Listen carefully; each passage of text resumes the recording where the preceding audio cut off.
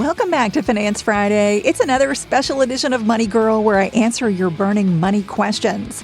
Today's topic comes from Wasita, who says, I've been trying to max out my IRA and 401k. However, I'll be unemployed next year for a while, hopefully not for too long. Since I started my own business early this year, can I invest in a SEP-IRA instead of a 401k? And how much? Please explain SEP-IRAs since I'm new to being my own boss and have only earned a few $1,000s. Thank you very much and keep doing what you're doing. I tell everyone about you and we love hearing your voice on the podcast. Thank you so much for your question and kind words, Wasita. This podcast will explain what you need to know about using a SEP-IRA when you've got a little or even a lot of self-employment income. Welcome back, everyone. Thanks for joining me on episode 871. I'm Laura Adams, an award-winning author, finance spokesperson, money speaker, founder of The Money Stack, my Substack newsletter, and host of Money Girl, this podcast with over 43 million downloads. If you're getting value from the free content we love creating here, consider subscribing and submitting a 5-star rating or review on your podcast app of choice. And if you're like Wasita and have a question about money for the show, you can leave it on our voicemail at 302-364-0308. You can also send an email and sign up for the free Money Stack newsletter when you visit lauradadams.com. It's LAURADADAMS.com. All right, let's get into a SEP. When you have business income like Wasita, one retirement account option you have is called a Simplified Employee Pension, or SEP, a SEP. The investment vehicle it uses is an individual retirement account, or IRA. Therefore, it's known as a SEP-IRA. And you can use a SEP-IRA if you're an employer or if you're self-employed with no employees. And you can have any business entity, like being a sole proprietor, a partnership, an LLC, or a corporation. And you can use the account to build a healthy retirement nest egg, whether you're a full or part-time entrepreneur. I use a SEP-IRA, and I'm a big fan of these accounts, mainly because they're really easy to administer, and they're also inexpensive to set up and maintain. They're basically treated like a traditional IRA for tax purposes because you make tax-deductible contributions, and your money grows tax-deferred until retirement, and then it gets taxed when you take distributions from the account. So you can think about a SEP-IRA like a supercharged traditional IRA that's designed for solopreneurs and business owners. But it does come with some special rules you need to know. And so that's what we're going to cover in this show. So let's talk about the SEP-IRA contribution rules when you're an employer. So if you have a business and you have employees, a very critical rule of a SEP-IRA is that employees can never contribute their own money. Contributions can only come from you as the employer. For 2024, you can make SEP-IRA contributions for each of your employees, and that includes yourself, up to 25% of their compensation for a maximum of $69,000. Now, you have to offer a contribution rate to your employees that's the same for everybody, including yourself. In other words, if you create a SEP-IRA for yourself, you have to set one up for each of your eligible employees and contribute the same percentage to their accounts. For example, if you draw a salary of $100,000 from your business and you put in 10% or $10,000 of your own pay into a SEP-IRA, you also have to contribute 10% of each employee's pay to their account. So let's say you employ David, who earns $40,000. Okay, you're paying him $40,000 and he meets the requirements that you set up to be eligible for a SEP-IRA. Like, maybe he has to work for a certain amount of time, maybe he has to be a full-time employee, etc.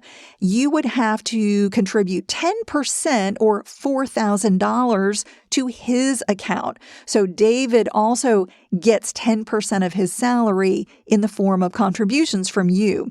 And if you increase your own contributions from 10% up to 12%, you would also have to increase all your eligible workers' contributions to 12%. However, employers with a SEP-IRA are not required to make contributions. So let's say you've got a really bad year, there's just no profit there, you can stop contributions and resume them later on if you wish. But you can't contribute to your account and not contribute to the employees' accounts. But I will say you get a pretty nice tax break for your generosity because contributions to your and your employees' SEP-IRAs are tax deductible. SEP-IRA contributions are also immediately 100% vested, so an employee can take them if they quit working for you. All right, now let's talk about the SEP-IRA contribution rules for the self-employed. If you're self-employed with no employees, you can make SEP-IRA contributions if you have net earnings from your business. For 2024, you can contribute an amount to your own account up to 20% or even up to 25%. It depends on your business entity, but that's a percentage of your net earnings up to $69,000. But you can't make any contributions to a SEP-IRA if you have a net loss in your business. And there are special rules for determining how much of your SEP-IRA contributions are tax deductible when you're self-employed. And there is a worksheet that you can use to calculate your deduction in IRS publication 560 called Retirement Plans for Small Business. But I definitely recommend getting help from a tax professional when you have self-employment income, at least initially, to help you get started and set up to make sure that you are, deducting everything that you're eligible for. A question that comes up, and maybe this is something that Wasitha will want to know, is can you use a SEP-IRA and other retirement plans?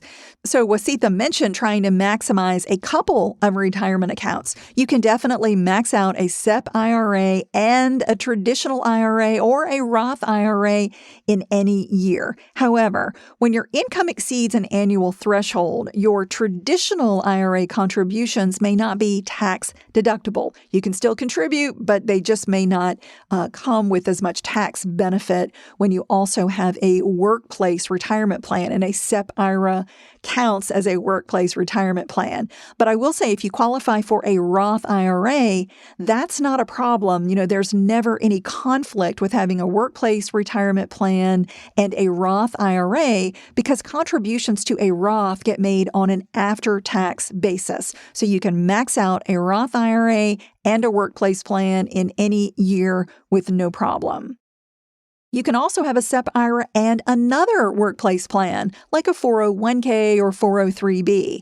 However, the total you can contribute to an employer plan plus your SEP-IRA is limited to 100% of your compensation, up to $69,000. That's the rule for 2024. So even if you have a day job with a 401k, you can contribute to a SEP-IRA when you have self-employment income. Now let's talk about the rules when you want to take money out of a SEP-IRA. When you want to make a withdrawal from a SEP-IRA, the rules are generally the same as for a traditional IRA. If you withdraw money before age 59 and a half, you're typically subject to a 10% early withdrawal penalty, plus income tax. You can roll over your SEP-IRA to a traditional IRA tax-free, but you must take required minimum distributions, or RMDs, from a SEP-IRA or a traditional IRA once you reach age 73. Withdrawals of contributions and your account earnings are subject to ordinary income tax. Now, just because I prefer a SEP-IRA, I don't want to give you the idea that it's your only choice or the best choice. I do think a SEP-IRA is the most straightforward retirement plan for solo business owners to administer. There may be better options if you hire employees or substantially scale your business. You may not like the requirement to contribute equally to all your employees' accounts as your business grows. Another con for a SEP-IRA is that it does not allow catch-up contributions for those over age 50, nor does it offer an after-tax Roth option, nor does it offer account loans, and those are usually features of a solo 401k. However, you can only have a solo 401k if you have no employees other than a spouse. Plus, a solo 401k requires you to contribute through payroll deductions, so there is a higher administrative burden compared to a SEP-IRA. So be sure to research both options if you don't plan on hiring employees in your business. If you're thinking about setting up a SEP-IRA, it's really easy to do. First, you do need to complete a form from the IRS. It's called Form 5305-SEP, and I'll have a link to it in the show notes, or you can just go to the IRS website at irs.gov. You have to complete that form one time, and then you open your account with a financial institution, a brokerage firm, or an investing platform. You contribute to the account, and then each account owner must decide how to invest the funds in their SEP-IRA. You can put the money into many different mainstream investments like index, mutual, and exchange-traded funds. Using a SEP-IRA and other tax-advantaged accounts is a really smart way to build wealth for your future. So, Wasitha, I'm glad you asked about it, and I hope this has been helpful. Definitely check out other options depending on whether you want to hire employees or not. And, let me know if you have any other questions as you get your retirement account up and running. Before we go, a quick reminder to subscribe to The Money Stack. That's my weekly or 3 to 4 time a month Substack newsletter when you visit lauradadams.com. It's filled with money tips, tools, news, challenges, and things I enjoy. You can subscribe for free or support the show as a paid member and get access to live educational events. That's all for now. I'll talk to you soon. Until then, here's to living a richer life.